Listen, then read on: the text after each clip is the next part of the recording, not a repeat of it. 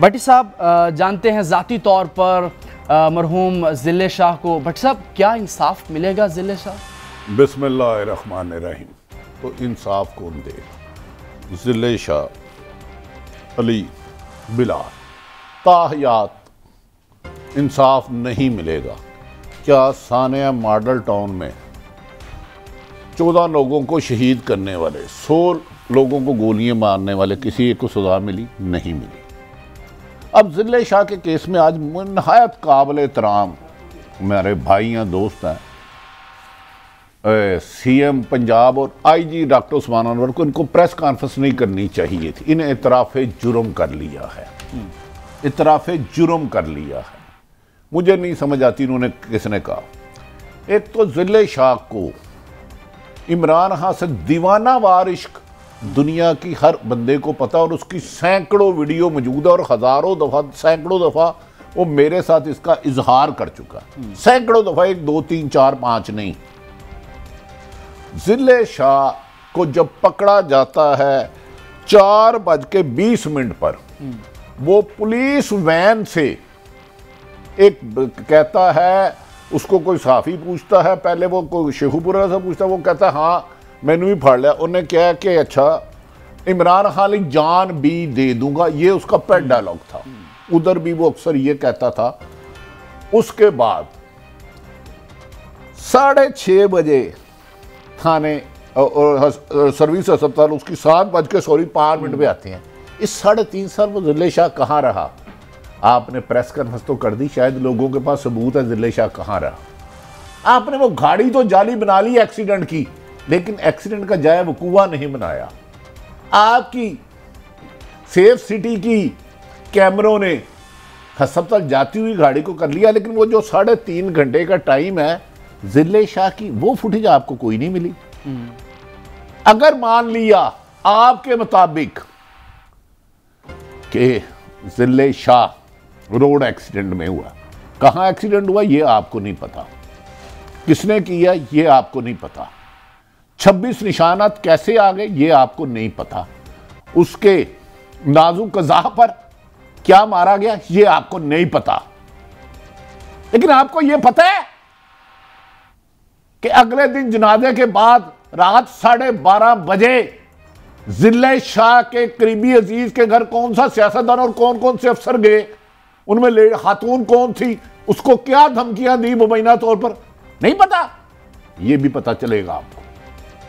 उसके घर क्यों गए, क्यों कहा कि तुम्हारे इसको बच्चे को, यह भी नहीं पता। चलें उससे अगले दिन आ जाते हैं 8:30 बजे ज़िले शाह के बुजुर्ग वालिद को कौन लेकर गया, कहां लेकर गया। इस मोबाइल पे 5 दफा मैंने कॉलें की है, मोबाइल बंद था, मोबाइल बंद था। जिस दिन वो शहीद होता है इन जालिमों की लाठी चार्ज से, देखिए दफा 144 क्या होती है कि 4 बंदे इकट्ठे ना हो, वो डीसी या होम सेक्रेटरी लगाता, लेकिन पुलिस की रिकमेंडेशन पर खुद नहीं लगाता कि आज मक्खियां ज्यादा आ गई हैं तो लगा दो, आज बारिश नहीं हो रही तो लगा दो। पुलिस को ख्याल था कि उस दिन पाकिस्तान में कोई तूफान आने वाला है। असल बात है कि इमरान खान को जीत से रोकना, इनकी तजवीज़ पर एक सेक्रेटरीट अहम मीटिंग होती है जो इमरान खान साहब के इल्म में नहीं, क्योंकि उनके इर्द गिर्द जो है उधर फैसला होता है कि इसको निशाने इबरत बनाना है। मुझे बताएं कि 1:30-2 बजे 100 दफा 44 लगती है, सेकंडों में दर्जनों कंटेनर पूरे लाहौर में आ जाते हैं, हजारों की तादाद में शेलिंग का सामान पूरे लाहौर में फैल जाता है, हजारों की तादाद में पुलिस वाले सैकड़ों की तादाद में ड्यूटियां देते हैं, वाटर कैनन पहुंच जाता है, लाठी चार्ज का सामान पहुंच जाता है, 10 जगह ये हंगामा होता है। इन्हें कैसे पता था? ज़िले शाह को गाड़ी में बैठने का इतराफ इन्होंने कर लिया, 188 का पर्चा होना था, ये तो आपने तस्लीम कर लिया ज़िले शाह पुलिस हिरासत में था, और 2.5 घंटे में जो मारा वो आप गोल कर रहे हैं। कहाँ गया वो 2.5 घंटे? मुझे आप रहनुमाई फरमाए ना, उसकी कोई फुटेज आई? उसके वाले उसके अजीज के घर कौन गया, कौन सी सियासी शख्सियत थी, उसके बाप को क्या कहा आपने? और दूसरी बात, जब ज़िले शाह का वालिद रात के अंधेरे में कुछ लोगों के साथ रेस कोर्स थाने दरख्वास्त देने गया मुकदमे की, आपने 4 घंटे उन्हें जलील किया, आपने उनकी दरख्वास्त रिसीव नहीं की, फिर की भी तो जाली ई टैग दे दिया जिसका कंप्यूटर में इंदराज ही नहीं था। इसमें सब बदनीति नहीं है तो क्या है? दूसरी ये जो FIR है DSP सब देते हैं कि जी हज़ारों की तादाद में 300-400 बंदे आए, इमरान खान पे, फवाद चौधरी, ये वो, हमने उस पर लाठीचार्ज किया। वो FIR ही उस DSP पे रेस्ट हो जाएगा। DSP तो कह रहा है जी इन्होंने मारा इमरान खान ने, 109 यानी कि इमरान खान पे डाल रहे हैं 302। अगर वो एक्सीडेंट था तो पुलिस इसकी मदई बनी है, तो इमरान खान पे 109 का पर्चा कैसे हो गया? फवाद चौधरी लाहौर में नहीं था, उन पे कैसे पर्चा हो गया? मुझे बताएं। इतना झूठ, इतना इबहाम, क्या चलो ये भी मान लिया। आप कहते हैं बड़ा पुरअमन पुलिस ने कुछ नहीं कहा। गाड़ियों को तोड़ने का दफा 144 में आता है, गाड़ी तो आपकी प्रॉपर्टी है। बिल्कुल, गाड़ी को पुलिस डंडे मार के तोड़ रही है जिसकी लातेदाद फूटी जाए। क्या किसी कानून में काजमी साहब ने अगर पढ़ा होगा तो मुझे नहीं पता। गाड़ियों को डंडे मारे गए, वालद को रेस को दरख्वास्त नहीं दर्ज की गई। PTI रहनुमाओं को इससे पहले भी, ये पता नहीं कैसी निगरान उम्मत है, पिछले 2008 से 18 तक शहबाज शरीफ वजीर आला रहे हैं। मुझे कितने कैदियों को बताएं कि जब जेल बरो तरीक थी, लाहौर से पकड़े, राजनपुर, रहीम यार सारा नहीं, एक स्क्रिप्ट के और लिख रहा है। बिल्कुल, मेरी नज़र में तो ये सवाल का जवाब दे दे, गाड़ियों को शीशे मारना दफा 144 में आता है। अगर जिले शाह 25 लोगों को पकड़ लिया था तो फिर छोड़ा क्यों? तो कहाँ छोड़ा? इस पे पर्चा क्यों नहीं दर्ज किया? अगर छोड़ा है तो उन पुलिस वालों के खिलाफ कार्रवाई क्यों नहीं की? वो बता रहे हैं कि आज वो कार्रवाई करेंगे। बहुत से सवालात हैं भट्टी साहब, वो फुटेज कहाँ है जहाँ पर एक्सीडेंट हुआ? क्या उस पोस्टमार्टम को झुटलाया जा सकता है? इसको अगर हादसा है तो साबिक वज़ीर-ए-आज़म पर 302 की दफ़ात लगाई गई। साबिर शाकिर साहब ने भी हमें ज्वाइन कर लिया, लेकिन अतर काज़मी साहब से मैं पूछना चाहूँगा। अतर काज़मी साहब, इसकी कातिल कौन है और क्या ज़िले शाह को इंसाफ मिलेगा? देखें, मसला ये है कि यहाँ पे इससे पहले कितने इस तरह के वाक़यात हुए, क्या उनमें इंसाफ मिला? जहाँ तक ये ताल्लुक है कि कातिल कौन है, देखिए इसके लिए ज़रूरी है कि साफ और शफाफ तहकीकात हो। अब जिन मोअज़्ज़ज़ शख्सियात के ऊपर इल्ज़ाम है PTI की तरफ से लगाया जा रहा है, CM साहब के ऊपर, IG साहब के ऊपर, अब वो खुद ही कहते हैं कि जी हमने मुकदमा सॉल्व कर लिया, वो खुद आके प्रेस कॉन्फ्रेंस भी कर रहे हैं, तो क्या इससे साफ और शफाफ तहकीकात हो सकेंगी? मुझे नहीं लगता। अब ये जिम्मेदारी निगरान हुकूमत पे भी आती है। अगर वो ये समझते हैं कि उनके ऊपर जो इल्ज़ाम लग रहा है वो गलत है, तो आप एक जुडिशल कमीशन बनाएं, लाहौर हाई कोर्ट को लिखें। अगर लाहौर हाई कोर्ट से कोई इशू है आपको, तो आप बेशक सुप्रीम कोर्ट का बनवा दें हुकूमत कमीशन, तो कम से कम कोई कमीशन तो बनना चाहिए ना, तहकीकात हों तो पता चले ना। हमने देखा क्या है, देखा ये है कि जी ज़िले शाह जो है गाड़ी में था, एक फुटेज सामने आई जिसमें पता सहाफ़ी उनसे पूछ रहे हैं, उन्होंने कहा जी हाँ जी मुझे गिरफ्तार कर लिया गया। फिर हुकूमत ने खुद भी इतराफ़ कर लिया कि हमने गिरफ्तार कर लिया, फिर ये भी कहा कि हमने छोड़ दिया है। फिर इस तरह भी वर्कर्स की फुटेजेस वगैरह सामने आई कि जी हमने वॉशरूम जाना था तो पुलिस ने छोड़ दिया। पिछले दिनों हमें बताते रहे कि जनाब जो PTI की सीनियर क़यादत थी उनको जाके जनाब दूसरे शहर जाके वैन रुकी, उससे पहले वैन ही नहीं रुकी।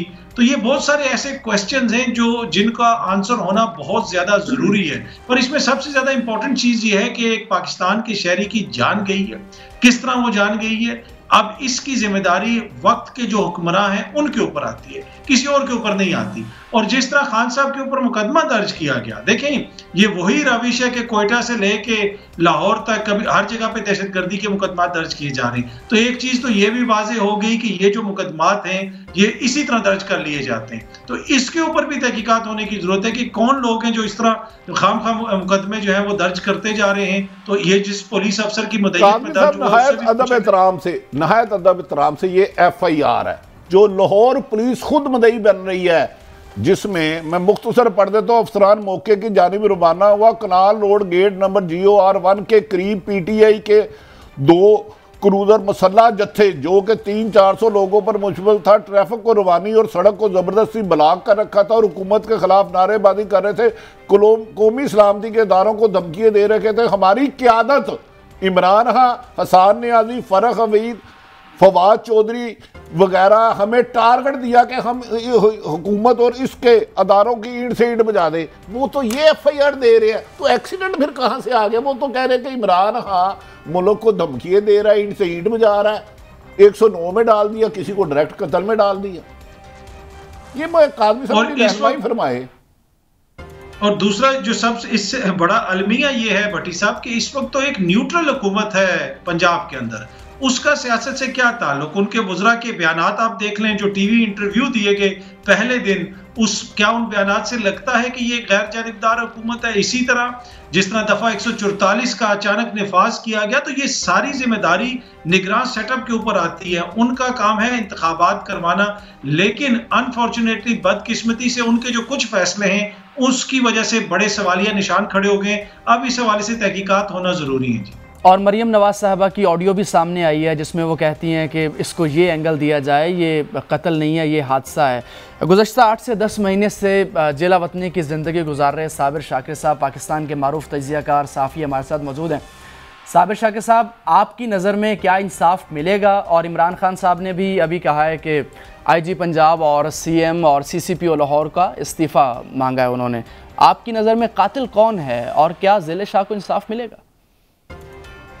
देखिए, इंसाफ तो मेरा ख्याल है कि इंसाफ का तस्वुर तो पाकिस्तान में इस वक्त ना होने के बराबर ही है। रीज़न ये है कि ये सारे का सारा एक स्क्रिप्टेड प्रोग्राम था। सबसे पहले पाबंदी लगाई गई कि मीडिया पे तो जो कुछ हो रहा है, पहले तो ये सोचना चाहिए हमें कि मीडिया के साथ जो कुछ किया जा रहा है पिछले 11 महीनों में, और आखिरी डॉक्टर शाहिद मसूद साहब का प्रोग्राम बैन कर दिया। उसके बाद GNN पे भी आपको बता दूँ कि GNN पे भी इस वक्त हिट लिस्ट पे है ARY और बोल के बाद, और GNN पे भी कोई अच्छी वो कह रहे हैं कि बहुत ज़्यादा इसको भी कंट्रोल करने की ज़रूरत है। तो ये सारी चीज़ें, सबसे पहले क्या किया जाता है, इमरान खान को बैन कर दिया जाता है पैमरा के ज़रिए, कि मुकम्मल तौर पे इसको दिखाना ही नहीं है, ना लाइव दिखाना है ना रिकॉर्डिंग दिखानी है। उसके बाद फिर अगला काम ये किया जाता है पैमरा की तरफ से, ये जो पैमरा है ना, इस पे नजर रखें, ये पैमरा नैब से भी ऊपर चला गया है, ये PEMRA election commission of Pakistan से भी ऊपर चला गया है। तो पैमरा की तरफ से आता है कि आप इलेक्शन रैली भी नहीं दिखाएंगे और रैली भी नहीं दिखाएंगे, ये भी हो गया। उसके बाद फिर 12 बजे तक तो सिचुएशन सारी ठीक थी, और 12 बजे तक तो कोई दफ़ा 144 का भी नफाज नहीं हुआ था। उसके बाद आनन फानन हुआ ये है कि लोग आना शुरू हो गए और अचानक हुक्म मिलता है, बाकायदा मौजूद है कन्वर्सेशन, हुक्म मिलता है कि बस अब इसको ख़त्म करना है, ये रोक देना है। ये इत्तला पहले से मौजूद है रिकॉर्ड पे, मैं खुद भी बता चुका हूँ कि 15 से 20 मार्च के दौरान कुछ ऐसा किया जाएगा, 15 से 20 मार्च से पहले कि ये सारे का सारा सिस्टम जो है ये ख़तरे में पड़ जाएगा। और इमरान खान साहब को मरीम साहबा की फाइल की, नवाज शरीफ साहब का हुक्म था कि 15-20 मार्च से पहले इसको हर सूरत में गिरफ्तार करना है। लेकिन बदकिस्मती, उनकी खुशकिस्मती इमरान खान साहब की और हमारी जुडिशरी की, कि वहाँ से ये जो मुकदमा, जिस तरीके से आप कह रहे हैं ना कि 302 का मुकदमा दर्ज कर दिया गया, ये सारी टाइमिंग्स देखें आपके, वो गिरफ्तार होते हैं 7:07 पे, उनकी हॉस्पिटल भी पहुंच जाते हैं, और FIR अगले दिन होती है जब ये रौला पड़ता है ना, उस वक्त FIR दर्ज होती है, और वो भी 302 की इमरान खान पे।